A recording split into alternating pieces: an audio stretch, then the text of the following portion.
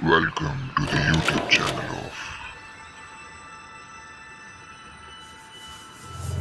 of Accounts का बाप. Hello guys, welcome back to the YouTube channel of Accounts का बाप, your one-stop channel for all your accounting needs. आज हम करने वाले हैं question number 5, page number 245 of your standard 12th Maharashtra commerce accounts textbook. तो क्वेश्चन क्या बोल रहा है? Sita and Gita are partners in the firm sharing profit and losses in the ratio of 4:1. तो ये रेशियो को मैं साइड में इधर लिख के रख देता हूं 4:1, आगे पक्का काम आएगा. अब शुरू करते हैं लायबिलिटी साइड पर. लायबिलिटी साइड पर आपको चीज क्या देके रखी है? कैपिटल अकाउंट सीता और गीता का 90,000 और 40,000. तो उसकी पहली एंट्री क्या होती है? तो सबसे पहले तो मैं नाम लिखूंगा और पार्टनर खाली दो ही है. मैंने ना यहाँ पे 3 कॉलम बना के रखे हुए. अब ना सवाल उठता है कि तुम एग्जाम में भी ऐसा करके रख सकते हो. तो क्या करने का? इसको मिटा देने का? बिल्कुल भी नहीं मिटाने का, टाइम वेस्ट होता है. लास्ट में अगर टाइम बचा तो पेंसिल से मिटा देने का, इट्स ओके. पर अगर तुमने एक्स्ट्रा बना के रखा है तो कोई दिक्कत नहीं है भाई, मार्क्स नहीं कटते उसके, ये मिथ है. तो यहाँ पे मैं पहले सीता और गीता नाम लिखूंगा और यहाँ पे दोनों बाजू में सीता गीता नाम लिखूंगा. अब कैसा है ना कि भाई ये तो मार्कर है तो मैं क्या फटाक से मिटा सकता हूँ. मैं मिटा दूंगा, मेरे को फर्क भी नहीं पड़ेगा, फटाफट मिट भी जाएगा. बट तुमने अगर अंदर कुछ लिख दिया है पेन वैन से और वो नहीं मिट पा रहा है, तुम नहीं मिटा पाए, तो कोई दिक्कत नहीं है भाई, बोर्ड वाले तुमको उसके मार्क्स नहीं काटेंगे. अंडरस्टूड. अब एक और जगह लिखना होता है तो इन द बुक्स ऑफ, तो यहाँ पे लिखेंगे अपन in the books of Sita and Gita. ये दोनों जगह लिख दिया. उसके बाद अपन सम को स्टार्ट करेंगे. तो पहली चीज दी गई है आपका कैपिटल अकाउंट में कहा जाएगा by balance brought down 90,000 and 40,000 Sita और गीता का. So capital done. अब कैपिटल के बाद है आपका sundry creditors and bank loan. ये दोनों की दोनों क्या है हमारे लिए? लायबिलिटी. लायबिलिटी ट्रांसफर करने की एंट्री क्या होती है? तो sundry liabilities account debit to realisation account. मतलब रियलाइजेशन की क्रेडिट साइड पे आप लिखोगे by sundry liability account. By sundry liability account. आप इसको डबल अंडरलाइन करोगे, आप लिखोगे sundry creditors and bank loan. बिल्कुल इस तरीके से सन्ड्री क्रेडिटर्स बैंक लोन. दोनों का अमाउंट है आपका 35 एंड 15, तो 35,000 एंड 15,000 मिला के 50,000 आ जाएगा बाहर. अब जाते हैं असेट साइड पे. तो बहुत सारे असेट है. Furniture plant. अब असेट को ट्रांसफर करने की एंट्री होती है realisation account debit to sundry assets account. तो जाएगा वो रियलाइजेशन अकाउंट के डेबिट साइड पे. क्या लिखने का आपको? To sundry assets account. To sundry assets account, उसको डबल अंडरलाइन करोगे आप. और फर्नीचर प्लांट ट्रेडमार्क, तो फर्नीचर प्लांट ट्रेडमार्क. उसके बाद है सन्ड्री डेटर्स स्टॉक, तो सन्ड्री डेटर्स देन है स्टॉक. ओके. अब सबका अमाउंट है 14,000 65,000. तो यहाँ पे है 14,000 देन 65,000 देन है ट्रेडमार्क का 8,000. सन्ड्री डेटर्स का है 48 और 30, तो इसका 48,000 और इसका आएगा 30,000. सबको प्लस करना पड़ेगा. सबको प्लस कर दे तो 60 70 79 8 48 प्लस 8 होता है 56 और ये 30. सबको प्लस करेंगे तो 10 और ये 16. 1,65,000 आपका टोटल आ गया. डन. 1,65,000 का टोटल हो गया. अब बीच में आता है आरडीडी. तो आरडीडी को अपन यहाँ पे कुछ नहीं करते, सीधे सीधे ट्रांसफर करते. तो आरडीडी ट्रांसफर की एंट्री होती है RDD account debit to realisation account. मतलब रियलाइजेशन अकाउंट की क्रेडिट साइड पे आप क्या लिखोगे? By RDD account. और आरडीडी का कितना वैल्यू है? 3,000. तो यहाँ पे आ जाएगा 3,000. अब है cash in hand. Sir cash in hand मतलब यहाँ पे अकाउंट बनेगा, बैंक अकाउंट नहीं बनेगा, यहाँ बनेगा कैश अकाउंट. और उसके अंदर एंट्री होगी टू बैलेंस ब्रॉट डाउन. कितना अमाउंट है? 3,000. तो इधर आ जाएगा, सॉरी नॉट 3,000, 10,000. तो यहाँ पे कैश का अमाउंट है 10,000, तो यहाँ लिखेंगे अपन 10,000. ओके. अब आता है एडवर्टीजमेंट सस्पेंस. ना ये क्या होता है? तो सर एडवर्टीजमेंट सस्पेंस का मतलब होता है कि हमने एडवर्टीजमेंट के लिए कुछ पैसे बचा के रखे थे जो कि यूज नहीं हुए, तो वो अब क्या हो जाएगा? पार्टनर्स में बढ़ जाएंगे पैसे. तो अब ये पार्टनर में अब असेट साइड पर है. Asset creates debit balance. मतलब ये पार्टनर्स कैपिटल के कहां जाना चाहिए? डेबिट साइड पे. आप क्या लिखोगे? To advertisement suspense account. To advertisement suspense account. और ये ओल्ड रेशियो में पार्टनर्स में बढ़ जाएगा. ठीक है. अमाउंट है 8,000. तो 8000 आपको बांटना है दोनों पार्टनर में, तो सीता को मिलेगा 4 अपॉन टोटल कितना है 4 + 1 5, 5 1 जा 5 3 कैरी 5 6 जा 30 0 0, 16 4 जा होता है 64, मतलब इसको मिलेगा 6400 और इसको मिलेगा 1600। इसी के साथ ये डन। ये कचरा मैं हटा लेता हूं यहां से। एडवर्टाइजमेंट सस्पेंस आपको क्या करना है, बांट देना है, प्रॉफिट एंड लॉस अकाउंट के जैसा। अब नीचे जाते हैं तो plant and stock taken over by Sita at 78,000 and 22,000 respectively. Sita partner है, प्लांट एंड स्टॉक असेट है। अगर पार्टनर कोई एसेट लेके जा रहा है तो एंट्री बनती है पीआर, मतलब partners capital account debit to realisation account. अब ये दोनों के दोनों सीता लेके जा रही है, बरोबर, तो मैं दोनों का प्लस कर दूंगा, 78 + 22 विल बी 1 लाख। सो यहाँ पे सीधा के कॉलम में डायरेक्टली मैं क्या लिखूंगा 1 लाख रुपीस। अब सेकंड इफेक्ट, रियलाइजेशन अकाउंट के क्रेडिट साइड पे मैं क्या लिखूंगा, बाय सीतास कैपिटल अकाउंट, और इसको डबल अंडरलाइन करके मैं नीचे दोनों का नाम लिखूंगा plant and stock. So plant 78,000, stock 22,000, सो मिला के ये हो गया 1 लाख का, ये अमाउंट आ जाएगा बाहर के कॉलम में। अब नेक्स्ट है debtor realise 90% of the book value.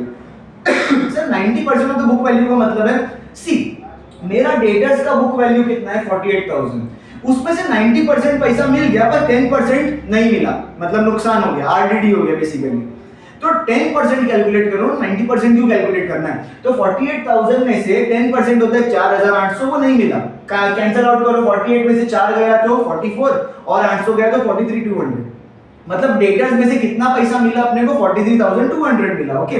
And trademark का 5,000 मिला, गुडविल और रियलाइज्ड फॉर 27,000। ये जो असेट्स है वो रियलाइज हो रहे, मतलब असेट को बेचा, असेट सोल्ड की एंट्री क्या होती है, बैंक अकाउंट डेबिट, या तो कैश दिया है तो cash account debit to realisation account, तो कैश के डेबिट में लिखेंगे टू रियलाइजेशन अकाउंट। अब मैं तीनों को टोटल करूंगा तो मेरा डेटर का 43,200 आ रहा था, देन मेरा ट्रेडमार्क का 5,000 और गुडविल का 27,000, 27 + 5 कितना होता है 32, तो इधर 200, ये 5 और ये 7, मतलब 75,200 मेरा टोटल असेट बेचकर मैंने पैसा कमाया। अब सेकंड इफेक्ट कहां डालूंगा मैं, क्रेडिट साइड पे रियलाइजेशन के लिखूंगा मैं बाय कैश अकाउंट, ना बैंक अकाउंट गलती से मत लिखना, ये बनेगा मेरा हेड, मैं उसको अंडरलाइन करूंगा और नीचे सब लिख देंगे। मैं डेटर्स का लिखूंगा 43,200, देन मैं लिखूंगा ट्रेडमार्क का 5,000, ट्रेडमार्क का 5,000 आया, और उसके बाद मेरे को गुडविल का 27,000 आया, तो ये मिला के मेरा 75,200 रुपीस टोटल असेट बेचकर पैसा मैंने कमाया। अब नीचे थर्ड अनरिकॉर्डेड असेट्स एस्टिमेटेड 4,500 वो सोल्ड फॉर 1,500। अब देखो असेट्स वेदर रिकॉर्डेड हो या अनरिकॉर्डेड हो, बुक में लिखे हुए हो पहले से या ना लिखे हुए, अगर उसको बेच के पैसा आ रहा है तो चुपचाप ले लेने का, ये अपना उसूल है। अब देखो असेट मेरे थे 4,500 के, मैंने उसको बेचा 1,500 में। मेरे को एक बात बताओ, मेरे पास एक्चुअली में कितना पैसा आया, 4,500 के 1,500, सिर्फ 1,500 रुपया आया। तो देखो ज्यादा झंझट मारी नहीं, जो अपने पास एक्चुअली में आया या जो अपने पास से एक्चुअली में गया, खाली उतना रिकॉर्ड करने का, बाकी सब गया तेल लगाने, अपने को लेना देना नहीं, क्लियर। अब यहाँ पे 4,500 का था, अरे ठीक है ना भाई, होगा, अपने को अभी कितना मिला 1,500, तो अपन 1,500 रिकॉर्ड करेंगे। अब अनरिकॉर्डेड असेट बेचा और 1,500 रुपया मिला, तो एंट्री क्या बनेगा, bank account debit to realisation account, और कितना रुपया मिला 1,500, तो यहां मिलेगा 1,500। सेकंड इफेक्ट, रियलाइजेशन के क्रेडिट साइड पे आप क्या लिखोगे, बाय कैश अकाउंट, और नीचे लिखने का अनरिकॉर्डेड एसेट। अनरिकॉर्डेड एसेट कितना 1,500 रुपया अपने को मिला, डन है बात। अब आगे जाते हैं, 1,000 रुपया डिस्काउंट पर allowed by creditors while paying there claim. अब है ना अपन को बोल रहा है कि हम है ना क्रेडिटर्स नाम की जो लायबिलिटी उसको चुका रहे हैं, और उन्होंने अपने को 1,000 रुपए का डिस्काउंट दे दिया, अरे वाह। तो देखो क्रेडिटर्स कितने के हैं 35,000 के, उस पे 1,000 रुपए का डिस्काउंट, मतलब अपन ने कितना चुकाया 34,000। एंट्री क्या बनेगा, realisation account debit to cash account, मतलब पैसा गया तो इधर लिखने का डेबिट में टू कैश अकाउंट, अंडरलाइन करने का, लिखने का सन्ड्री क्रेडिटर्स, और 35,000 का था पर उसमें से क्या हुआ लेस डिस्काउंट, कितने का डिस्काउंट 1,000 का, तो असली में कितना चुकाया बाहर के कॉलम में आ जाएगा असली amount, that is 34,000। Second effect, मेरे पास से पैसा गया तो कैश के क्रेडिट साइड पे आप क्या लिखोगे, by realisation account, by realisation account, और आपने 34,000 चुकाया तो वो आ जाएगा अमाउंट 34,000। आगे जाते हैं, the realisation expenses amounted to 3500।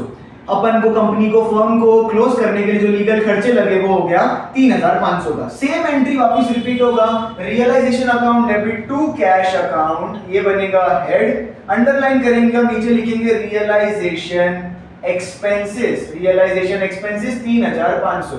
Second effect, cash के क्रेडिट साइड पे आप लिखोगे by realisation account, by realisation account 3500। धन्यवाद। अब चेक करने का, सारी एंट्रीज हमारी समाप्त हो गई, चेक करने का कि क्या आपकी कोई लायबिलिटी पे ऑफ करनी बाकी है क्या।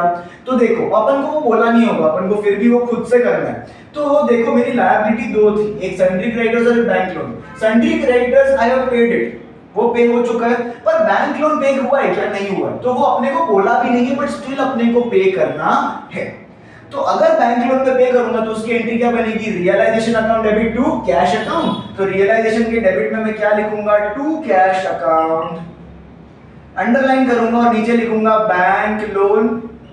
कितना है बैंक लोन सर जी, 15,000 का, तो मैं यहाँ पे 15,000 पे ऑफ करूंगा और कैश के क्रेडिट साइड पे जाके मैं क्या लिखूंगा, बाय रियलाइजेशन अकाउंट, कितना 15,000, तो 15,000 मैंने उसको पे ऑफ कर दिए। अब मेरा सम एक्चुअली में सारी एंट्रीज पूरी हो गई। अब मैं क्या कर सकता हूँ, टोटल कर सकता हूँ, तो फटाफट करते हैं। 50 53 प्लस 1 लाख 153 प्लस ये करते, पहले इसको रहने देते, 153 प्लस 1 154 500, तो 154 500 और उसमें 75 200 हमें मिलाना है। तो इधर 7 इधर 9 इधर 12 और 2, 229 700 मेरा यहाँ का टोटल आ रहा है। अब यहाँ पे देखते हैं, तो 160 plus 30 199 plus 3 2 lakh 2,000, 2 lakh 2 plus 10 2 lakh 12, 2 lakh 12 plus 5 होता 2 लाख 17, 2 लाख 17,500। सो 229 700 और 2 लाख 17,500, 002, 9 में से 7 गया 2, 2 में से 1 गया 1, तो बेसिकली 12,200 क्या मिलेगा मेरे को प्रॉफिट। मेरा हेवी अमाउंट क्या है, 229 700, which I will write on both the sides, 229 700 will be on both sides, so 229 700 will be on both sides। Credit side heavy है मतलब क्या होगा, प्रॉफिट, मतलब 12,200 रुपए का होगा मुझे प्रॉफिट, जो कि कहां ट्रांसफर होगा, पार्टनर्स कैपिटल अकाउंट में। तो टू पार्टनर्स कैपिटल अकाउंट, ये प्रॉफिट है तो मैं यहां लिखूंगा profit on realisation, profit on realisation.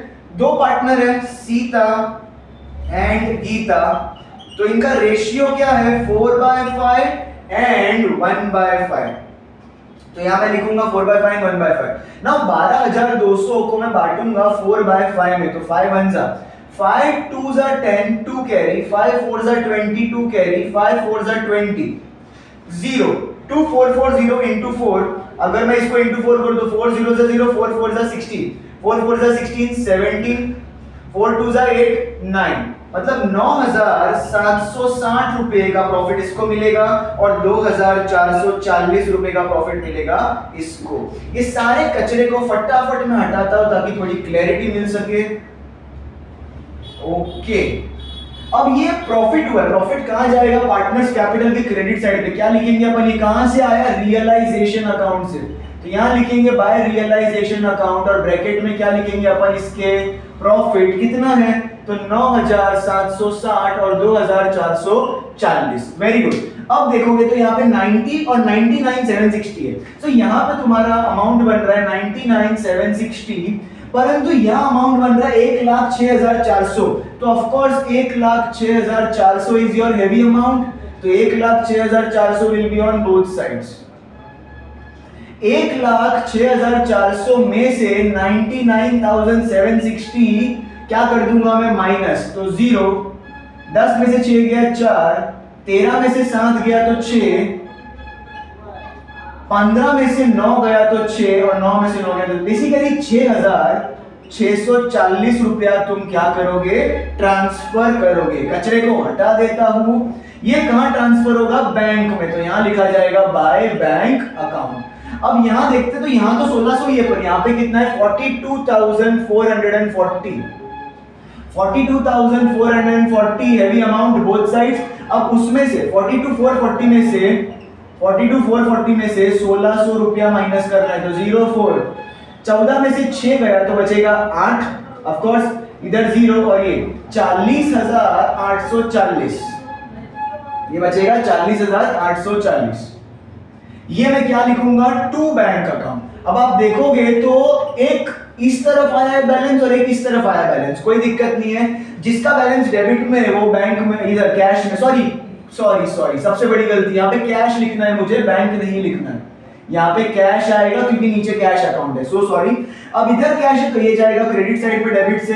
ये किसका है, ये है गीता का, तो यहाँ पे लिखेंगे by Gita's capital account, by Gita's capital account 40,840। और इधर आएगा इसका क्रेडिट से डेबिट में आएगा to Sita's capital account, to Sita's capital account कितना है 6,640। Now the last step and the final step is इसको टोटल करना है, सेम आना चाहिए। 75 प्लस 10 होता है 85, 85 प्लस 1 86, 86 प्लस 6 92, 92 को साइड में रखते हैं। 600 प्लस 500 1100, 1200 1300, 1340, 1340 अगर इसमें ऐड हो जाएगा तो 93,340, 93,340 इसका नलिफिकेशन होना चाहिए। तो लेके जय बाबा भोलेनाथ का नाम करते इधर भी सेम आना चाहिए। तो 40 प्लस 15 होता है 55, 55 प्लस 30, 55 प्लस 30 होता है 85, 85 प्लस 4, 85 प्लस 4 इज 89, 89 प्लस 3 90, 91 92, 92,000 हो गया। अब उसके बाद 800 प्लस 500 होता है 1340, तो ये हो गया 93,340 से नलिफाई। तो 93,340 से ये क्या हो गया, सम नलिफाई हो चुका है। इसी के साथ ये सम होता है समा। बड़ी मेहनत लगती है यार, पर जब ये सेम अमाउंट आता था ना, अकाउंट्स वाले कॉमर्स वाले ये दर्द समझते हैं, कितना अच्छा लगता है, अलग ही फीलिंग आती है। Out of the world, we are on 7th heaven, है ना। चलो फटाफट एक स्क्रीनशॉट ले लो।